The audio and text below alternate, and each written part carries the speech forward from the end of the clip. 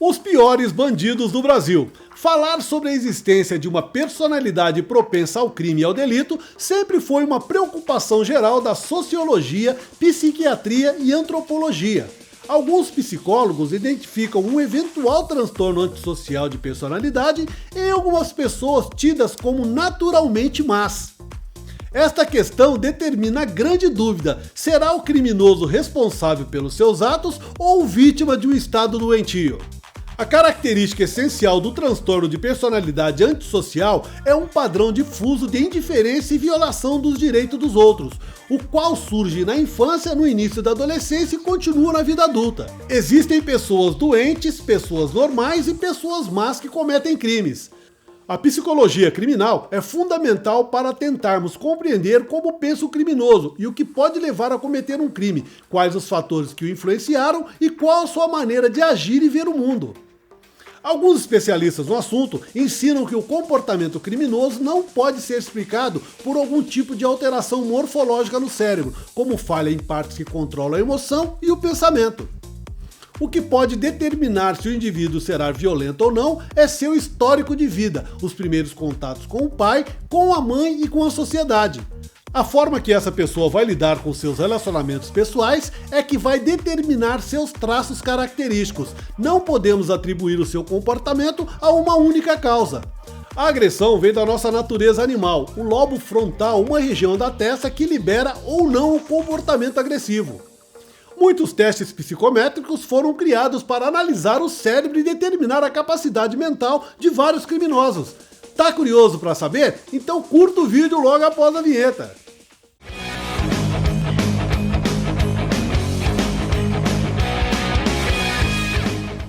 Eu sou Éder Triton e está começando mais um Hiper Curiosidades. Este é o tipo de conteúdo que pessoas inteligentes como você gostam de assistir. Por isso não medimos esforços para produzir um vídeo rico em informações referente aos assuntos pesquisados por nossa equipe. Você também pode se inscrever no nosso canal no YouTube, deixar o seu like e ativar o sininho para receber as notificações dos próximos vídeos. E não esqueça também de seguir o nosso perfil no Instagram.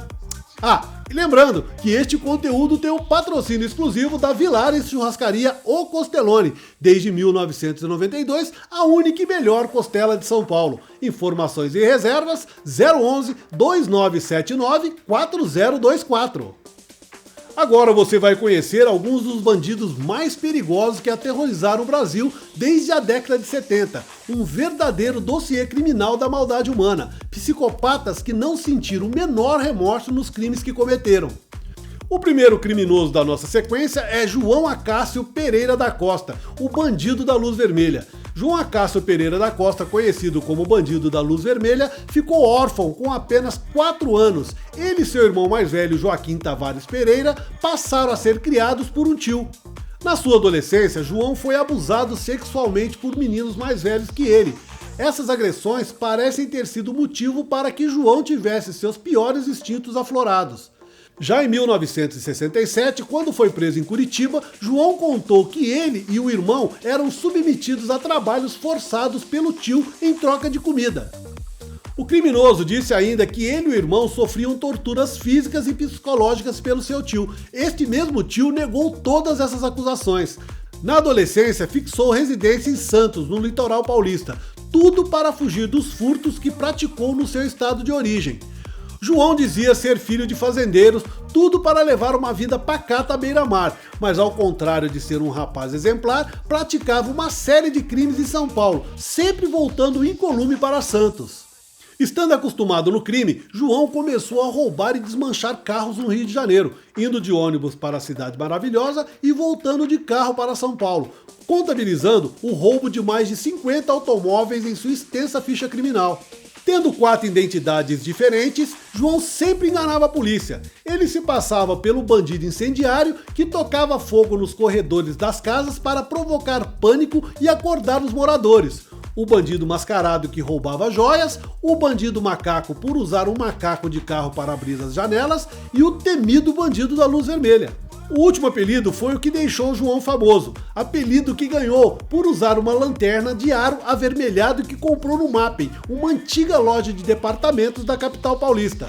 Luz Vermelha praticamente assaltava 4 dias por semana, sempre das 2 às 4 horas da madrugada. Foram mais de 5 anos tirando o sossego de muita gente, com dezenas de assaltos, estupros e homicídios.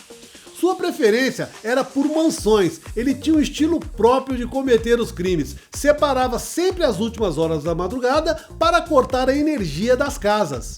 Esconder o rosto atrás de um lenço era sua principal marca. Foi a imprensa que apelidou João de Bandido da Luz Vermelha, em referência ao criminoso americano Cary Chessman, que tinha o mesmo apelido. Se vestindo de forma extravagante com cores vivas, Luz Vermelha era um bandido vaidoso, sempre com chapéus e lenços de cowboy cobrindo o rosto, nunca abria mão de uma bela peruca. Muitas vezes gostava de se passar por músico, carregando a tiracolo uma guitarra, fruto de um dos seus roubos. Gastava todo o dinheiro obtido nos assaltos com mulheres e noitadas. A polícia levou 6 anos para identificá-lo. Só conseguiram esse feito após Luz Vermelha deixar suas digitais na janela de uma mansão. A prisão de Luz Vermelha no dia 8 de agosto de 1967 em Curitiba, Paraná, ocorreu após a polícia descobrir que ele estava usando uma identidade falsa com o nome de Roberto da Silva. Já na delegacia, João Acácio, após um longo interrogatório, acabou por confessar 4 crimes. Em 3 de outubro de 1966, ele alvejou o estudante Walter Bedran, de 19 anos, com um tiro na cabeça. Walter havia surpreendido o bandido no quintal de sua residência no Sumaré, bairro da capital paulista. 10 dias depois, no bairro da Bela Vista, foi a vez do operário José Enéas da Costa perder a vida em uma briga de bar com um criminoso. O bandido da Luz Vermelha ainda faria mais uma vítima em 6 de julho de 1967, matando o vigia José Fortunato, que fazia vigilância em uma das mansões do bairro de Ipiranga, na capital paulista. Em 7 de julho de 1967, o industrial Jean Zaraspatak reagiu a uma tentativa de roubo no Jardim América e, na troca de tiros com o criminoso, acabou perdendo a sua vida. João foi condenado por 88 crimes, entre eles 4 assassinatos, 7 tentativas de homicídio e 77 estupros. Com uma pena de 351 anos e 9 meses, passou pouco mais de 30 anos atrás das grades, pois nossa legislação penal só permite esse tempo de detenção, indiferente do crime cometido. Após 4 meses e 20 dias em liberdade, no dia 5 de janeiro de 1998, João Acácio foi assassinado com um tiro de espingarda na cabeça, suspeito de assediar as mulheres da cidade em que morava. Porém, nunca ficou comprovado que o bandido da Luz Vermelha tenha cometido os crimes de estupro ou que manteve relações sexuais com suas vítimas. O homem que disparou contra a Luz Vermelha alegou ter efetuado os disparos para salvar a vida do seu irmão, que fora ameaçado com uma faca por causa de um suposto assédio sexual cometido por Luz Vermelha contra sua mãe e sua mulher. O próximo criminoso mais perigoso da nossa lista é Manuel Moreira, o cara de cavalo. Nascido no dia 22 de abril de 1941, Manuel Moreira, mais conhecido por Cara de Cavalo, foi um dos criminosos brasileiros mais conhecidos na década de 70. Após ser preso e acusado do assassinato do detetive Milton Lecoq, Cara de Cavalo foi a primeira vítima da Escuderia Lecoq, uma organização policial clandestina criada para vingar a morte do detetive Lecoq. Cara de Cavalo começou muito cedo na vida do crime. Morador da favela do Esqueleto, ainda garoto vendia maconha na estação central do Brasil. Além de estar ligado ao jogo do bicho, Cara de Cavalo aos poucos foi se tornando um cafetão. Sempre acompanhado de uma amante a qual era encarregada de recolher os pagamentos do dia, Cara de Cavalo cumpria diariamente a rotina de percorrer todos os pontos de jogos do bairro de Vila Isabel. Cara de Cavalo tornou-se grande amigo do artista plástico Hélio Oiticica. Hélio era passista da escola de samba Estação Primeira de Mangueira, uma pessoa fascinada pela marginalidade. Um dos bicheiros insatisfeitos com os pagamentos feitos a Cara de Cavalo procurou o detetive Lecoq e pediu providências contra o marginal. Foi aí que o detetive Lecoq organizou um grupo clandestino de policiais para ir atrás de Cara de Cavalo e outros criminosos.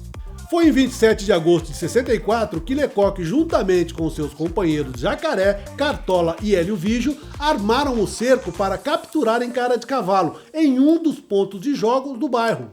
Cara de Cavalo percebeu a armadilha e tentou fugir, mas teve seu veículo cercado pelo carro de Lecoq. Após uma rápida troca de tiro, o detetive Lecoq perdeu a vida ao ser atingido por um disparo feito por Cara de Cavalo com seu Colt 45, a arma predileta do bandido. Este assassinato decretou a sentença de morte do marginal, que passou a ser procurado como um dos bandidos mais perigosos do Rio de Janeiro.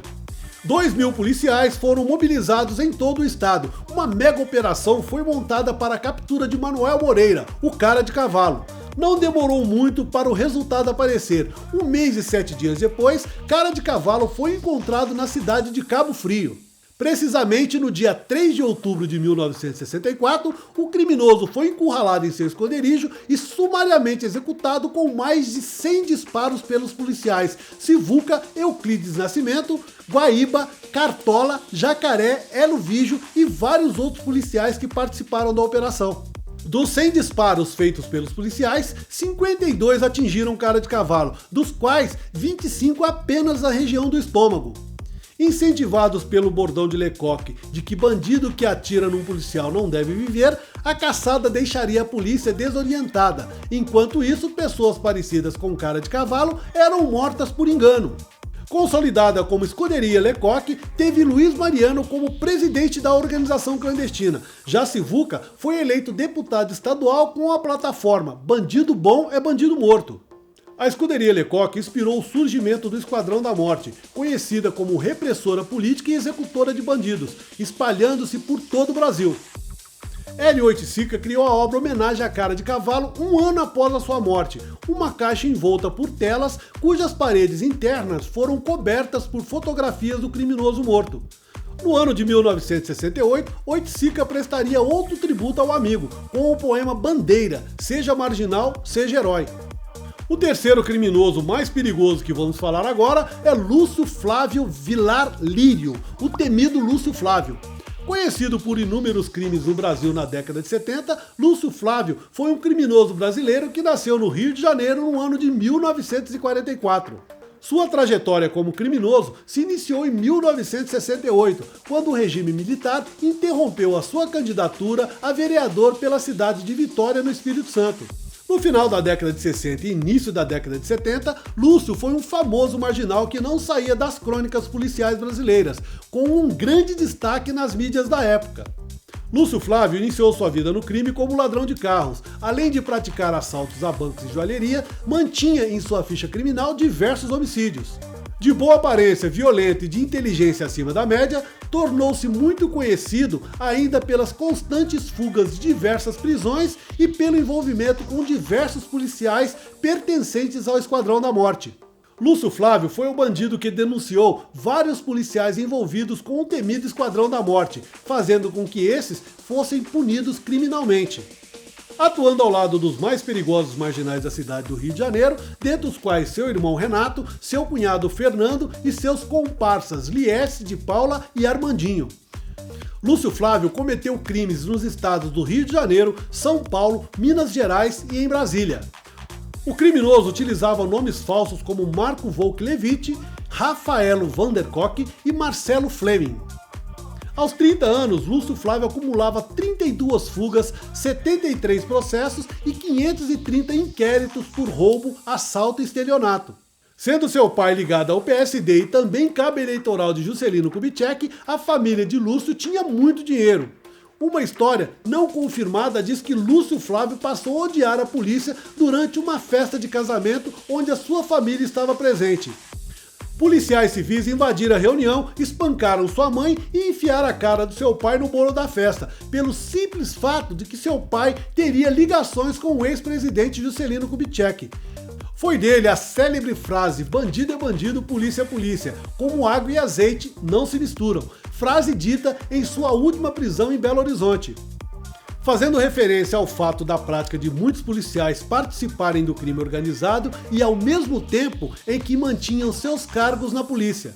Apesar de sua ligação com o crime, Lúcio Flávio ajudou a desmascarar um grupo de policiais cariocas pertencentes ao Esquadrão da Morte, entre eles Mariel Mariscotti, um dos homens de elite da Polícia do Rio que mantinha uma forte ligação com o crime organizado.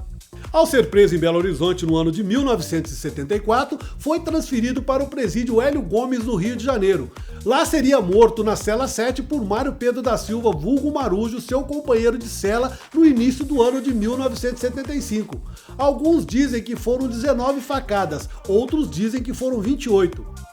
O assassino de Lúcio Flávio logo teria o mesmo destino, assassinado por outro detento que, por sua vez, também seria assassinado dentro da prisão. A quadrilha que Lúcio Flávio liderava foi aos poucos sendo morta pela polícia ou assassinada dentro das prisões cariocas. Liesse de Paula e Nigini, irmão de Lúcio Flávio, foram executados pela polícia. Para simular o confronto, os policiais levaram os corpos próximos ao Hotel Plaza e colocaram dentro de um carro. Em seguida, dispararam várias vezes para simular uma falsa resistência à prisão. Outros comparsas, como Rivaldo Moraes Carneiro, o Marta Rocha, Antônio Branco e Francisco Rosa da Silva, o Horroroso, foram metralhados no presídio Evaristo Moraes Filho, na Quinta da Boa Vista, após liderarem uma rebelião e matarem um refém, o coronel da PM, Darcy Bittencourt. Fernando, cunhado de Nigini, foi morto dentro da penitenciária Frei Caneca por outros bandidos. Júlio Augusto Diegues, o portuguesinho, seria morto no mesmo local, pouco depois de estrangular outros presos com a ajuda de um comparsa. A vida de Lúcio Flávio foi imortalizada no cinema com o filme Lúcio Flávio, o Passageiro da Agonia, nome homônimo do filme rodado em 1977.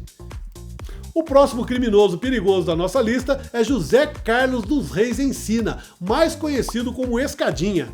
Em 21 de maio de 1956, nascia na cidade do Rio de Janeiro José Carlos dos Reis Encina, vulgo Escadinha, um dos maiores traficantes de droga brasileiro que mais tarde se tornaria compositor de rap. Escadinha foi um dos fundadores, junto com o irmão Paulo Maluco, da organização criminosa Falange Vermelha, que mais tarde se tornaria o temido Comando Vermelho.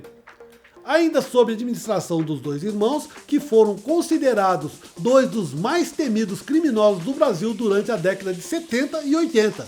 A morte de Escadinha em 23 de setembro de 2004 fez com que seu irmão continuasse os trabalhos da organização até ser preso. Escadinha ainda se lançou no mundo da música com um álbum Brasil 1, intitulado Escadinha Fazendo Justiça com as Próprias Mãos. Esse trabalho teve a participação de vários outros rappers do cenário musical nacional. Em 31 de dezembro de 1985, Escadinha protagonizou uma das mais espetaculares fugas de um presídio de segurança máxima, sendo resgatado do presídio de Ilha Grande por um helicóptero. Tudo arquitetado por José Carlos Gregório, o Gordo, que havia alugado o helicóptero e forçado o piloto a pousar em uma área previamente combinada com Escadinha. Escadinha se encontrava fora do presídio por meio de um passe dado por um guarda penitenciário, o que era prática comum e tinha como objetivo que os detentos pudessem prestar serviços diversos no âmbito da Vila Dois Rios, onde se localizava o antigo presídio. A imprensa divulgou amplamente que o helicóptero teria pousado no pátio, contudo essa informação é falsa, pois nenhum pouso era autorizado no interior do presídio. Acrescenta-se ainda o fato de que o pátio era dioturnamente vigiado por 5 guaritas, com policiais armados até os dentes, portando metralhadoras Zina 45 com 2 carregadores de 30 munições cada, além de armas de porte. Escadinha acabou sendo preso novamente em março de 1986 em um hospital, após levar 2 tiros em um confronto com a polícia militar no Morro do Juramento. Em 1987, o criminoso pretendia ser novamente resgatado de helicóptero, juntamente com 2 outros comparsas, Paulo Roberto Mouro, meio quilo, e José Carlos Gregório Gordo, do presídio Frei Caneca. Na ocasião, 2 outros comparsas se passaram por fotógrafos, renderam o piloto e obrigaram a participar do resgate. O helicóptero pousou na caixa d'água de um dos pavilhões. Uma intensa troca de tiro aconteceu durante a fuga. A aeronave foi atingida por vários disparos e caiu, matando o piloto e os criminosos que sequestraram o helicóptero, além de meio quilo que caiu de uma altura de 10 metros quando ainda estava pendurado na aeronave. Escadinha morreu com 48 anos de idade em 2004, quando saía pela manhã do Instituto Penal Plácido de Sá para ir trabalhar. O bandido teve seu carro metralhado na Avenida Brasil por vários tiros de fuzil. Até os dias de hoje, a polícia não esclareceu esse homicídio. O nosso próximo criminoso é Francisco de Assis Pereira, o maníaco do parque. Francisco de Assis Pereira, nascido no município de Guaraci no dia 29 de novembro de 1967, conhecido pelo pseudônimo de Maníaco do Parque, é um serial killer brasileiro. O maníaco do parque estuprou e matou ao menos 7 mulheres e tentou assassinar outras 9 no ano de 1998. Ele confessou 11 assassinatos, sendo condenado por crimes de estupro, estelionato, atentado violento ao pudor e homicídio. Todos os seus crimes se consumaram no Parque do Estado, onde foram encontradas os corpos de suas vítimas. Parque esse situado na região sul da capital do estado de São Paulo, no Brasil. O caso foi listado por vários jornais e revistas ao lado de outros crimes que chocaram o país e o mundo. Embora tenha sido condenada a mais de 280 anos de prisão, a legislação brasileira da época não permitia que uma pessoa passasse mais de 30 anos na cadeia, sendo esperado que ele seja solto por volta de 2028. Como a maioria dos assassinos em série, Francisco de Assis Pereira foi vítima de abuso sexual em sua infância. Molestado sexualmente por uma tia materna, desenvolveu uma enorme fixação por seios. Além de uma desilusão amorosa que marcou sua vida, Francisco foi seduzido por um antigo patrão, fazendo com que ele passasse a ter interesse por relações homoafetivas. Tainá, um travesti que viveu com o Francisco por mais de um ano, delatou que apanhava constantemente do maníaco, recebendo socos no estômago e tapas no rosto, coincidindo com o relato de algumas mulheres que sobreviveram aos seus ataques. Por ter adotado um estilo gótico de vida, Francisco sofria de dores durante o ato sexual, o que dificultava a consumação do ato e lhe causava uma enorme frustração. Antes de ser investigado pelos crimes no Parque do Estado, Francisco já havia sido intimado para esclarecer a utilização de uma folha de cheque em nome de Isadora Frankel, cheque este que ele utilizou para a compra de um capacete. Tendo alegado que utilizou a folha de cheque com um consentimento de Isadora, que não era sua namorada, e sim mais uma vítima escolhida aleatoriamente, Francisco foi liberado logo depois. Na época dos homicídios em série, Francisco trabalhava como motoboy numa empresa próxima à delegacia que investigou os crimes. O proprietário da empresa relatou na época a estranha atitude do funcionário, que dias antes da visita do DHPP, Departamento de Homicídios e de Proteção à Pessoa, teria deixado um bilhete comunicando sua demissão e saída da empresa. Estranhando a descoberta de um osso de costela bovina junto ao RG inserido na cerâmica do vaso sanitário em um dos banheiros da empresa, o proprietário comunicou à polícia imediatamente. Ali estava a ligação do maníaco e sua primeira vítima, Selma Ferreira Queiroz.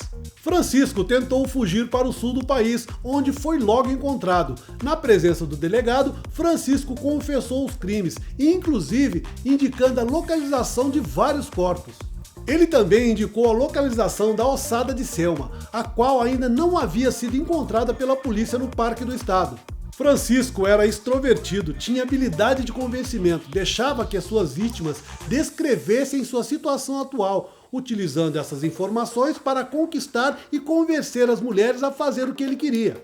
O maníaco gostava de abordar suas vítimas sempre perto da estação Jabaquara do metrô, prometendo para a maioria delas a participação em campanhas publicitárias de grandes empresas de cosméticos. Francisco escolhia mulheres que aparentassem algum incômodo emocional, pois o acesso a elas era muito mais fácil. O que mais impressionou as autoridades foi como que alguém sem armas conseguia convencer as mulheres a subir na garupa de uma moto e ir para o meio de um matagal com um homem que tinha acabado de conhecer. Hoje, o homicida é recordista no recebimento de cartas no presídio. O presidiário, inclusive, se casou com uma admiradora, tendo se separado pouco tempo depois. Francisco seria libertado em 2028, após completar os 30 anos de reclusão exigidos pela legislação brasileira. Em contrapartida, psiquiatras garantem que ele irá cometer novos crimes em função do seu estado mental irreversível. O Ministério Público fez um novo pedido à Justiça para a execução de um novo exame de sanidade mental, a fim de impedir a soltura desse maníaco. Um dos criminosos mais perigosos do Brasil é Luiz Fernando da Costa, o Fernandinho Beiramar. Nascido em 4 de julho de 1967 no município de Duque de Caxias, no estado do Rio de Janeiro, Luiz Fernando da Costa, mais conhecido como Fernandinho Beiramar, é um criminoso brasileiro, ex-líder de uma das mais temidas organizações criminosas do país, o Comando Vermelho. Considerado pelos órgãos federais como um dos maiores traficantes de armas e drogas da América Latina, seu pseudônimo Fernandinho Beiramar vem pelo fato de Luiz Fernando da Costa ter sido criado na favela Beiramar, na cidade de Duque de Caxias. Preso por roubo aos 20 anos de idade, Fernandinho Beiramar chegou a furtar armas pesadas do exército para depois revendê-las aos traficantes cariocas. Após cumprir sua pena, Beiramar voltou para a favela, onde aos 22 anos se tornou um dos líderes do tráfico local.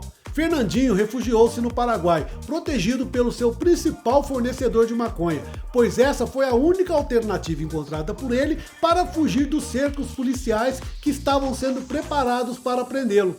Pensando grande e com o intuito de dominar a distribuição de drogas no Rio de Janeiro, Fernandinho Beiramar organizou uma festa e chamou vários parentes e aliados.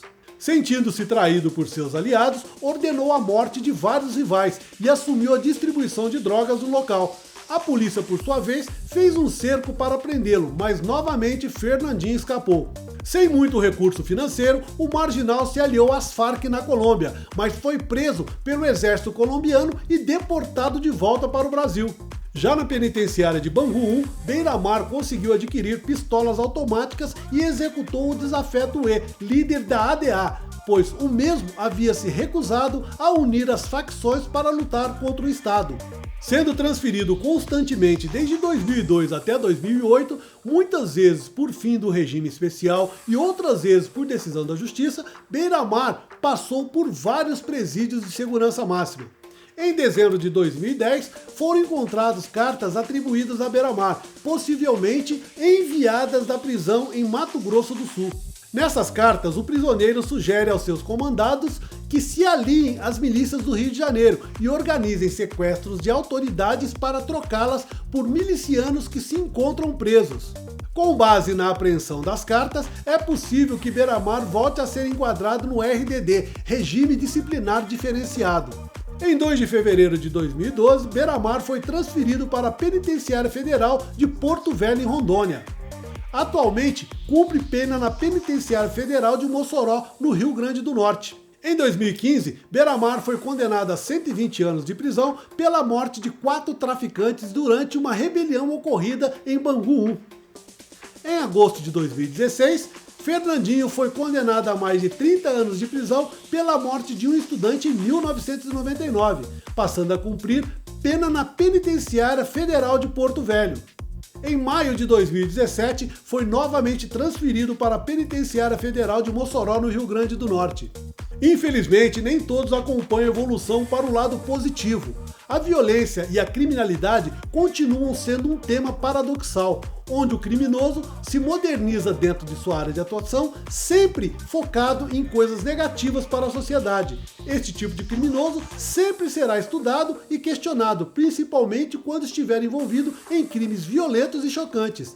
Estaremos sempre procurando explicações para tais atos, pois muitas vezes esse tipo de psicopata leva uma vida normal e não demonstra ser o monstro que tivemos o desprazer de conhecer. Então é isso, pessoal, esse foi mais um Hiper Curiosidades para você. Se gostou, deixe uma mensagem em nossas redes sociais, pois para nós a sua opinião é muito importante. Deixe também um mega like e compartilhe esse vídeo nas suas redes sociais para que mais pessoas possam ter acesso a esse tipo de conteúdo. Até o próximo vídeo aqui no Hiper Curiosidades. Até lá!